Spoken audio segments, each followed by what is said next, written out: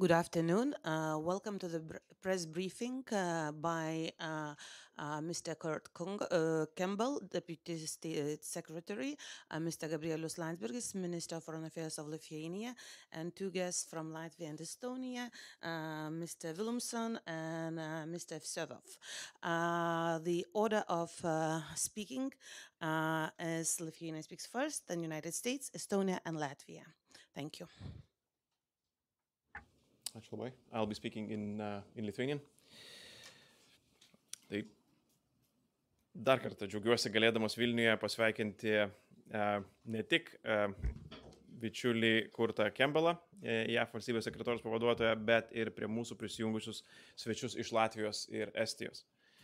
Šiandien sutarėme stiprinti Baltijos šalių ir JAF bendradarbiavimą Indijos ir Ramiojo vandenynų regione, ypač atsparumo didinimo ir kovos su hibridinėmis grėsmėmis klausimais. Sutarėme, kad hibridinės atakos reikalauja konkretaus kolektyvinio atsako. Nei viena šalis neturi būti palikta viena. Mūsų neveikimas skatina Rusiją toliau eskaluoti, todėl delsti toliau nebegalime. Taip pat nebegalime nematyti, kaip intensyviai ir negrįžtamai plečiasi Kinijos ir Rusijos partnerystė. Kinija yra tapusi reikšmingiausia Rusijos bendrininkė kare prieš Ukrainą.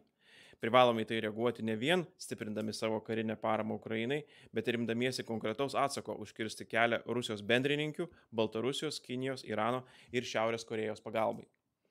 Veikdami kartu ir burdami bendraminčius nekartą esame įrodę, kad galime įtakoti Europos kryptį. Turime tai padaryti ir dabar. Kinijos pagalba Rusijai turi sulaukti ne tik susirūpinimo, bet ir konkretaus atsako. Pavyzdžiui, sankcijų, ekonominės priklausomybės nuo Kinijos rinkos mažinimo.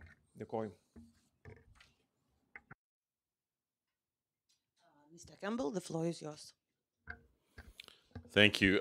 First of all, thank you, colleagues, for joining us this afternoon. Let me just take a moment to thank our Lithuanian host for excellent preparations, and I want to thank our other Baltic ministers for joining us here today for an important set of discussions. Just following on from what we just heard, our delegations spent a good part of the day discussing the urgent challenges associated with hybrid challenges that are afflicting all of our countries. Challenges that in some cases can be arson, in other cases can be intrusion on our airspace, involvement in our critical cyber and public venues of discussion. These are common challenges that are facing democracies in the current set of circumstances.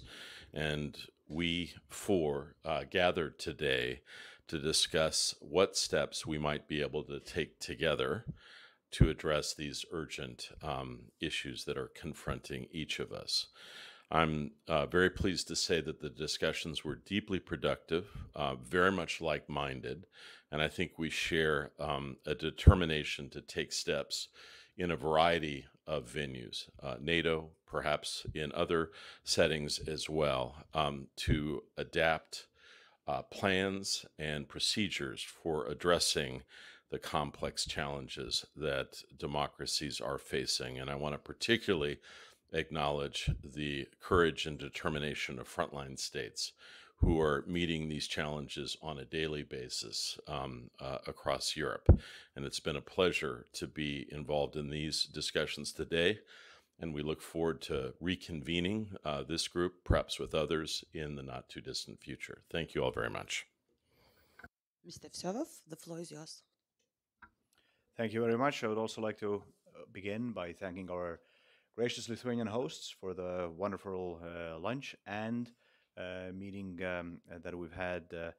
I would also like to thank Deputy Secretary of State for traveling this far to Europe and spending this time for us. The discussions we've had today focused on the Indo-Pacific region and Russia's illegal war of aggression in Ukraine.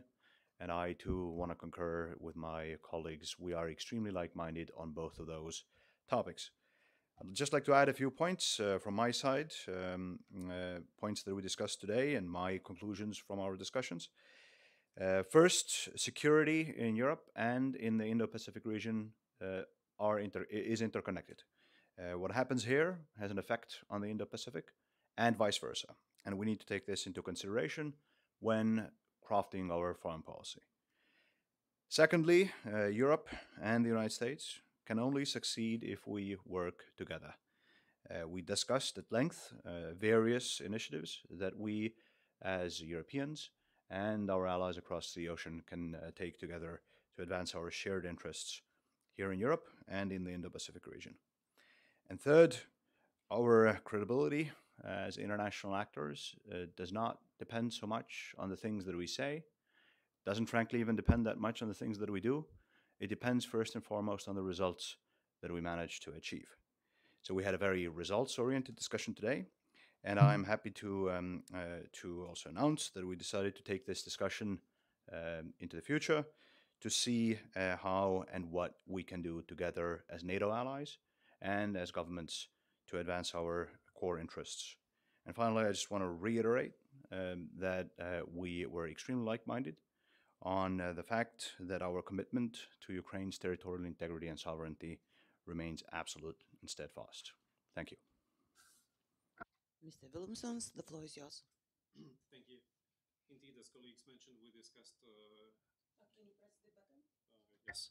Indeed, as colleagues mentioned, we discussed two regions. Russia's war in Ukraine, basically in our neighborhood, and developments in Indo-Pacific.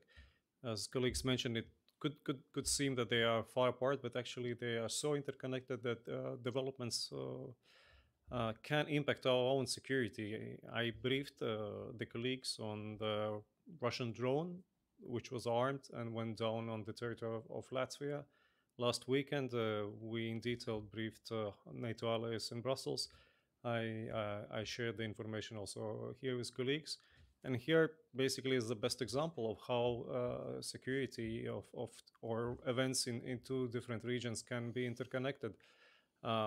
We are, as EU and NATO countries, we are spending a lot of efforts on isolating Russia's military abilities to conduct war in Ukraine.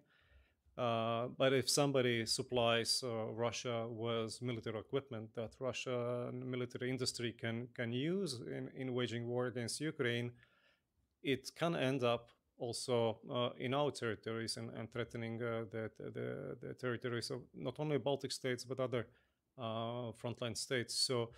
So we discussed these issues, how we can work together and maybe with other countries in Asia Pacific, Indo-Pacific region to prevent such avoidances of sanctions, and how to help the rule of law, how to help principles of UN Charter. We are preparing also as a Latvia, we are preparing for UN Security Council and job in 2026. So for us, it's very important that the fundamental principles of UN Charter is not violated, and we are committed also to help to ensure that UN Charter principles are observed also in other regions. We as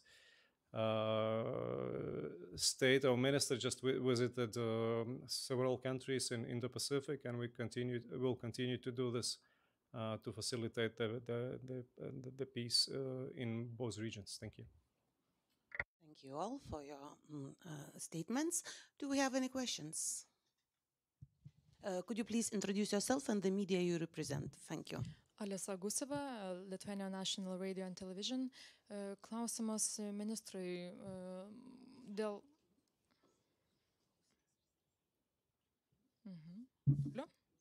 Dėl laivo, kuris plaukiojo su Maltos vėliava, gabeno pavojingą krovinį, jau žinoma, kad jis nebus įleistas į mūsų uostą, bet kaip jūs vertinate tokį prašymą įsileisti? Ar tai gali būti tam tikra provokacija? Duomenų, kurie leistų patvirtinti, kad tai yra sąmoningas veiksmas, pateikta nebuvo. Kitaip tariant, kad tai yra sąmoningas piktybinis veiksmas nukreiptas prieš Lietuvos nacionalinio saugumo interesus. Tačiau, kai susidurime su Rusija ar kitais nedraugiškais mums veikėjais, tarptautiniais veikėjais, geopolitiniais veikėjais, visuomet turime galvoje ir galimybę būtent tokią. Taip tariant, turime būti geriau pasiruošę, labiau pasiruošę, atsargesni, negu dirbdami su bet kokia kita valstybė. Dėl to, kad tiesiog tos valstybės, tokios kaip Rusija, ne vieną kartą yra taikiusios prieš Lietuvą ir kitas mūsų kaiminės valstybės įvairiausias hibridinės priemonės, siekdamos tikrai piktybinių Lietuvai kenkiančių tikslų. Any more questions? And a question for Latvian and Estonian ministers regarding the ship which is flowing from Russia and is carrying dangerous substances. Has your ports received a request for the repairs? Not that I'm aware of this, that we would have received any requests. Certainly we are one of the country which is impacted by war in Ukraine. We pay huge attention in limiting all kinds of income to Russia. So sanctions circumvention is criminal offense in Latvia. So if there would be any information that somebody is violating sanctions, that would be dealt with all most severe consequences. It was a criminal offense. So I'm not aware of where we stand in this particular situation. What I can say is that we exchange information with our Lithuanian and Latvian colleagues extremely closely.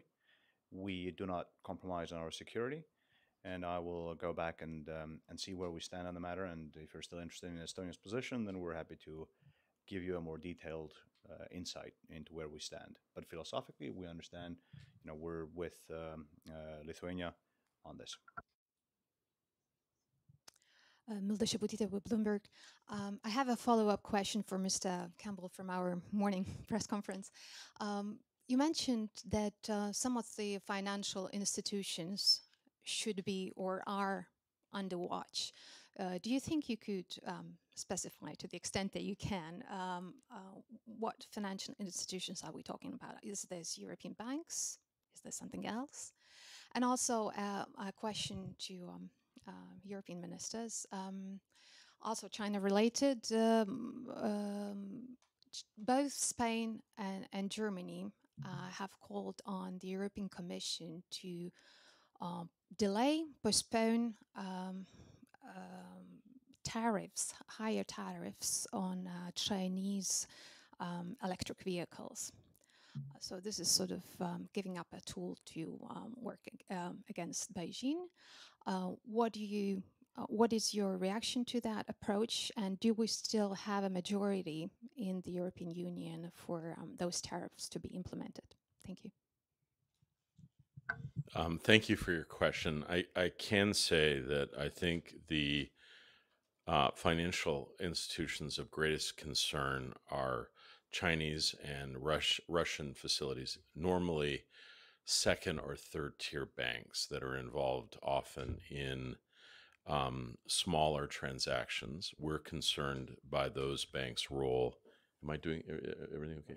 Sorry, those banks' role in facilitating the activities of Chinese and Russian firms in supporting the defense industrial base improvements that it has been articulated by the leadership in both countries. Atsakant į jūsų klausimą, pirmiausia, Europos komisija tarifų klausimais turi išskirtinę kompetenciją. Tai Europos komisijai nusprendus, dalykai įsigalioja. Antra, Europos komisija labai aiškiai paaiškino, kodėl ir kokie tarifai yra pritaikomi. Yra įtariamas pažeidimas prekybos Europoje ir aukštesni tarifai yra taikomi toms įmonėms, kurios atsisako bendradarbiauti su Europos komisija, tos, kurios sutinka bendradarbiauti, tarifai yra taikomi kur kas ženkliai mažesni, beveik 3 kartus žemesni. Tai reiškia, tai yra taisyklėmis grįstas sprendimas, tai nėra politinis sprendimas. Dabar jau kalbant kaip iš politinės pusės, mes matome fiksuojame ne vieną industriją Europos Sąjungoje, taip pat ir Lietuvoje, tai yra atsitikę, kuomet dėl Kinijos taikomų dempinguojančių priemonių, valstybės paramos priemonių, industrijos Europoje praktiškai išnyksta. Ir pirmiausia, tai yra industrijos, kurios yra susijusios su atsinaujinčia energetika. Dėl to, kad Europos komisijos priemonės nebuvo laiku pritaikytos, apsaugos priemonės nebuvo įvestos ir industrijų paprasčiausiai nebeliko. Taip ir mūsų įmonės yra teismuose ir arbitražuose su Kinija dėl Kinijos taikomų priemonių, tačiau jau dažniausiai tai būna post factum, būna per vėlu, kai jau tiesiog nebėra ką ginti, nes visą tai tiesiog yra sutelta Kinijoje dėl kur kas ženkliai su valstybės parama sumažintų kainų. Ar mes iš tikrųjų esame pasiruošę matyti ir Europos automobilių industriją atsidurančią tokioje pačioje situacijoje? Na, kaip stebėtojas iš valstybės, kuri neturi plačios automobilių industrijos, galiu pasakyti, aš to nelinkėčiau Europai. Dėl to manau, kad Europos komisijos priemonės yra racionalios ir vėlgi, kaip pabrėžiau pradžioje, taisyklėmis grįstos.